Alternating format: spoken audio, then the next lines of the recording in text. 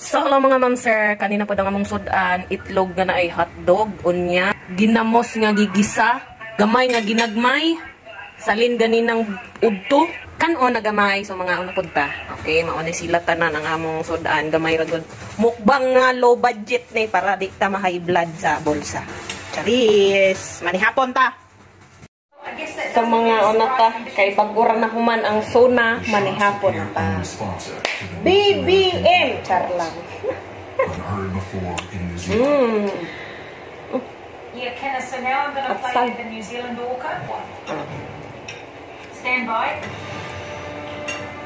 As usual, atong buhok, kagkag gihapon.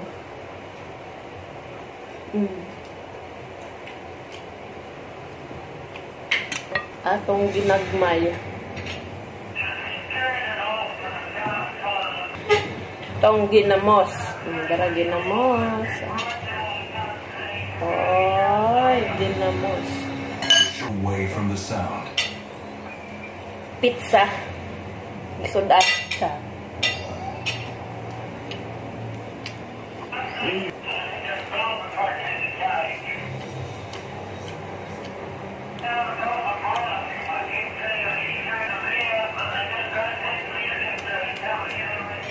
Among sudan, murag pizza.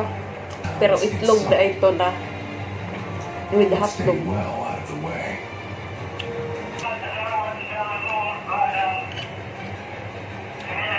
Ginamos.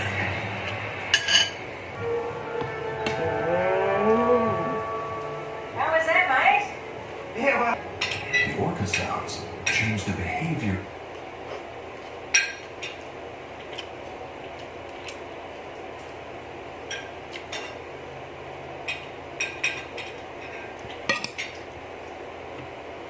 Medyo magugama na ang kuan. Ulat lang, good. Kuha atong kalman dyan. Saba?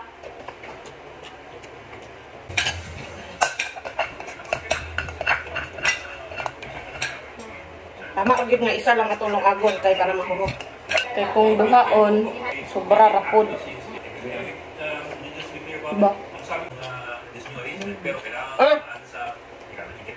Sabaw.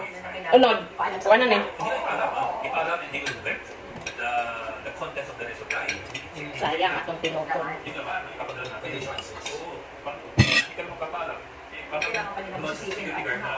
Pero sinasabi nila, before pa rin daw may ganyan condition talaga, may gusto iset sa rin.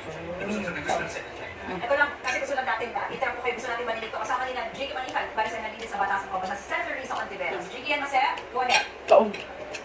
Pizza. Ito na, diretsong tanong na, Senator Ontiveros, masaya pa kayo sa deklarasyon ng Pangulo Kampena po? Masaya ako. Masaya dahil tagumpay na nagsumbong tungkol sa Pogo.